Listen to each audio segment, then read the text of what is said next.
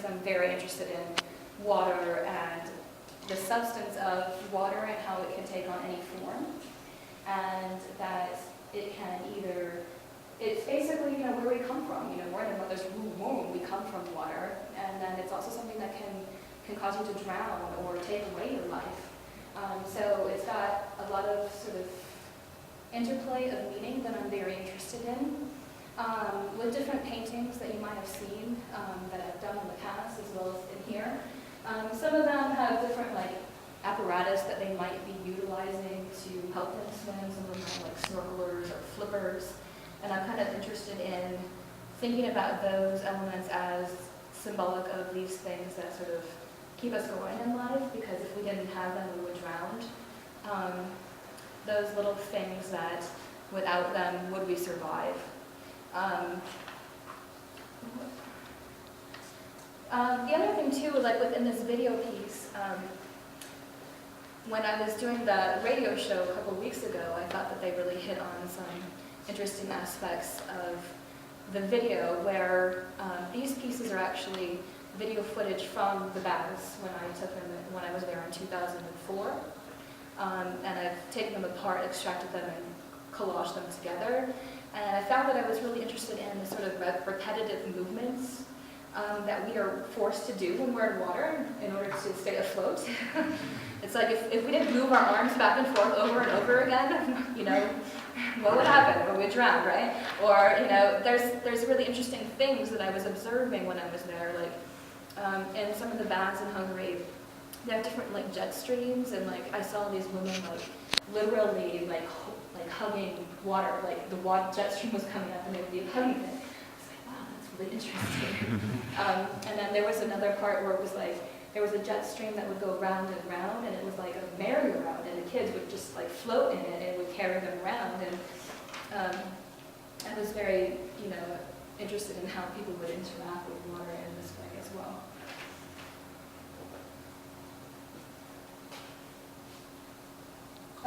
So in the new work, there's some different elements that I haven't incorporated before.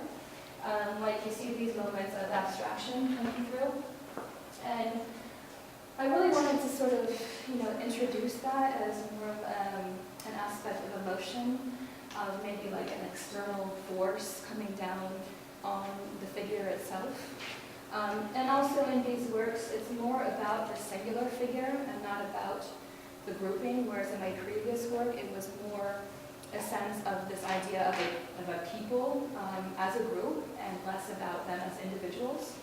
And so here I'm really more exploring this emotive nature and these external forces and how they interact with those external forces. This woman kind of over here, shielding herself from what's coming down on her. And then the other one back here where she's just basically willing to just dive right into it, whereas this child feels like she's going to be overtaken by it. The other element too, we see dots going throughout all of these, and that's something that's been in my work for quite a while. And that actually kind of stems from another residency that I did back in 2003.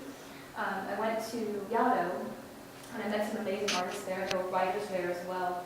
And I met one particular poet who was really an amazing influence. He was from Ireland, and this was his first time in the U.S. And I was talking to him about my work, and I was I'm really interested in snow globes. And I'm how do I put that in my work? Because it just didn't seem to fit. It was too cheesy or something. And then one day at breakfast, he gave me this poem that he had written. And it was about these snow globes, and it really inspired me to bring in this idea into my work, and that's kind of where these dots come from, in more of a contemplative way, where the dots can suggest not just my sense of what the snow globe is. It could also be points on a map, moments of light being reflected in certain pieces. That's another thing I'm really interested in, is this idea of the fact that we as tourists, we buy this little tiny contained world, which is this sort of plastic, abstracted miniature of this place, and that's how we're supposed to remember it. And do we remember it properly? And then the other thing in these new pieces, you see these sort of vignettes, which are like this here. And that's an element that I haven't included in the past, and it's really more, I think, kind of a sense of memory,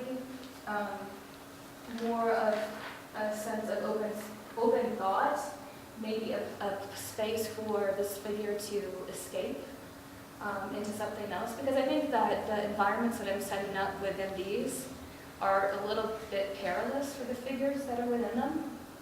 And that's what's kind of like my way of thinking of a different way of representing the psyche of the figure rather than just through the abstraction too. And that's pretty much all the elements in the work. Does anyone have any particular questions I can answer? Go ahead. Can I ask you a little bit about your technique and how you approach a canvas and decide how to put something on, when to put it on, what kind of medium you use? I think that really the way I come to it is, again, like I was talking about in the beginning, I think of it in terms of layers of space. When I first started, it was always very important to me that the background be entirely complete, and the elements that come on top of it are separate, almost like, the sense of the scrim and the props and then the figures on the stage. But with these new works, I'm seeing things, I think, more integrated, in the beginning. And there's certain elements that always come on top versus below, I think. I'm playing around more with the pattern and where it can play. And I think it's more me being interested in the idea of optics and color and how your eyes sort of sense of space in different ways. Did I answer that right? It's kind of hard to explain. I think, these works are different. Other works some of you probably seen me do have included transfers. Other works have included different elements. These are just paint and medium. That's what I was wondering. All of that intricate line work in your patterns. It's all paint. Hand painted. Yeah, it's a process where I sort of am able to get a sense of the pattern, but I still have to paint it all in. I think that really what fascinates me in terms of process is sort of tricking the viewer. And, people have asked me if these are collage. And I think it's kind of funny that, that people think that it's something that it's not, and that's something that fascinates me. Because always in my work, I try to sort of play around with that. The previous work, I've tried to make them look like screens or projections. People have looked at a postcard of mine, asked me if it was an installation. I was like, no, it's a painting. So, I kind of like that idea of this sort of trickery of what painting can be and what it can maybe not be. Any other questions? Yeah, a little bit about the incorporation of the actual elements coming in off the wall. I don't know if you've done that in the past. I haven't seen it in any of your work, and just maybe where that comes from. That is new, and it was honestly a little bit scary. But I was just, with the paintings, I was really thinking about trying to interact with the figure within the works themselves and create more of this visual weight coming down on them to make it more dramatic. And I think that, I guess I don't stare at the work myself. I think it really pops her forward in a way that it didn't if it was not there. And I think that is true with the other pieces as well. Well, one thing that I'm sorry, I don't mean to be talking again, but one thing that I definitely appreciate about your work, and I think it's very difficult in painting a lot of times, because when we think of paintings, we think it's something that goes on a wall.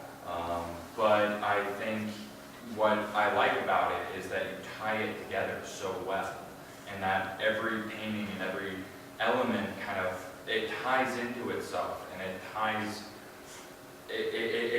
brings it all together so well. And that's why I really like the way that you painted on the wall and put that into your paintings and kind of repeated it in a different way. So each piece is different, but they're all kind of connected in a really special way. So I definitely have to compliment you on that.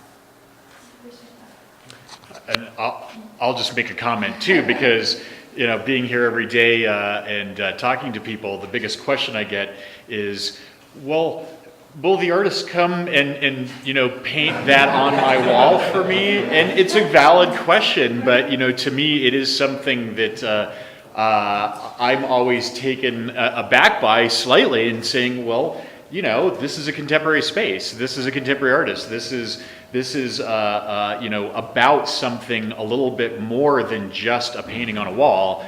And but it's you know, to me, it's interesting to you know, put yourself in the position of somebody who's, you know, maybe considering works and they don't really know whether that's a valid assumption or not. And what's your, you know, take on that? I think it's fine. I mean, I would come if they wanted me. If